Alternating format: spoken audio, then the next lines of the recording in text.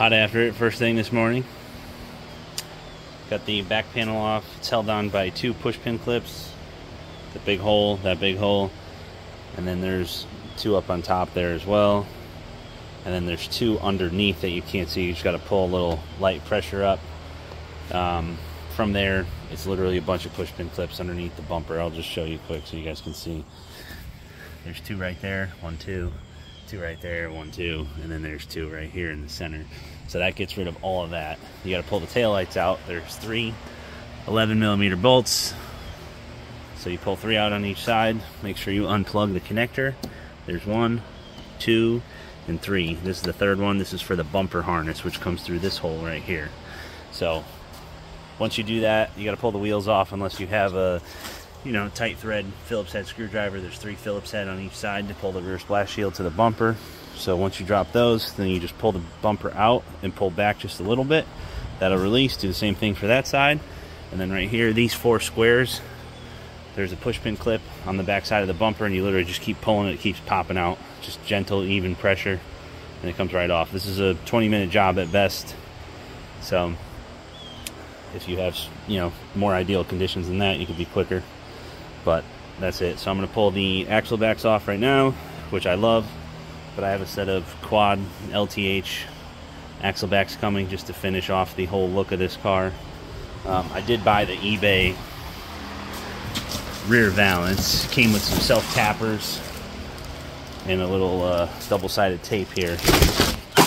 It was made. So that's what happens when you film. You know what I'm saying?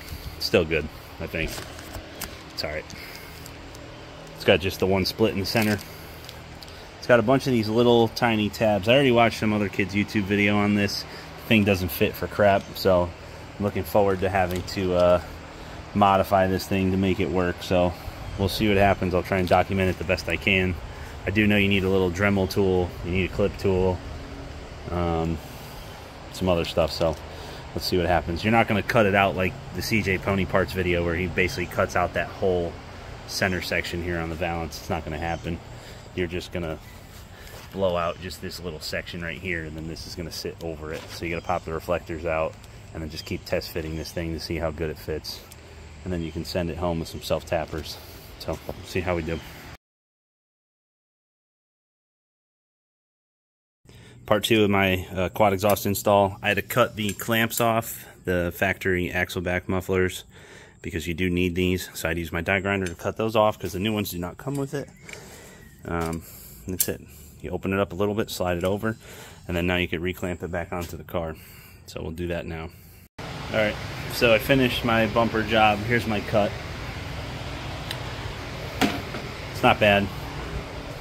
I'll go against Bill Tumas any day with his air saw with my die grinder. So I use the die grinder to cut the bumper out. It's much easier. And I tried a little Dremel. The thing lasted 2 seconds. Then you got to keep charging it because it gets hot. So it's a piece of crap. So I'm over that. So here's what the bumper looks like, or VAS end looks like without stuff on it. Here's my 1112 GT500 mufflers, which on the 7th day God created those.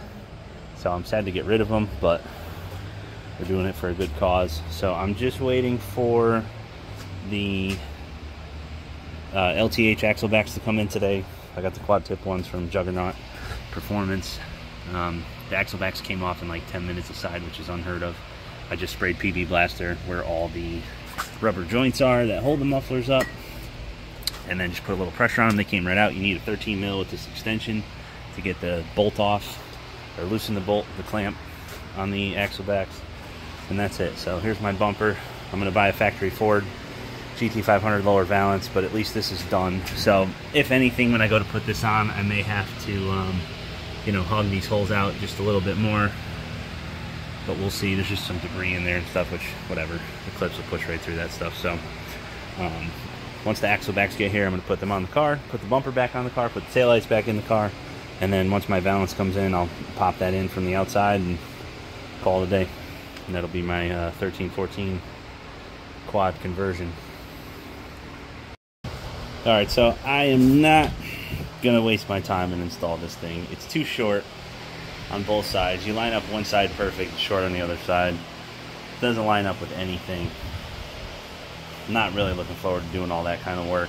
just to make some aftermarket one work for 150 bucks. So I'm gonna send this back, and I'm gonna buy the Ford one for 300 and something bucks, because that's worth it to me. So I'm still gonna cut the bumper out today, just so that's done, and then all I gotta do is just snap the valance in once it comes in.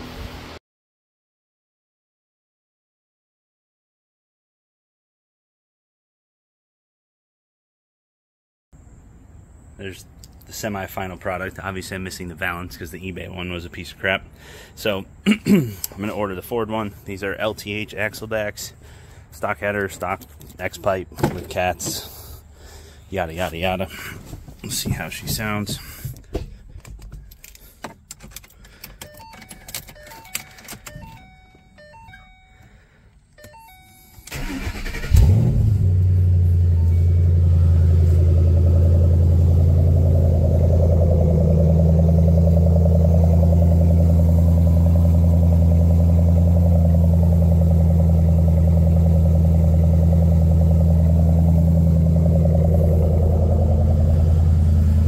Sounds good. A little boaty underwater, which is fine.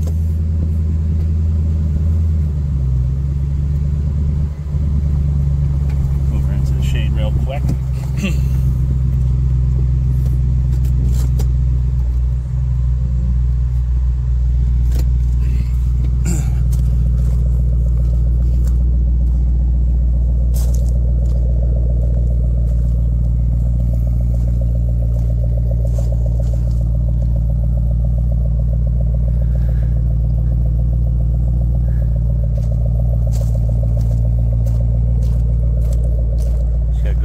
Deep town.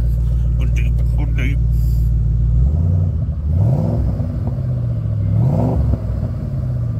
Yeah, sounds good. I'm mad at it. Take it for a rip after.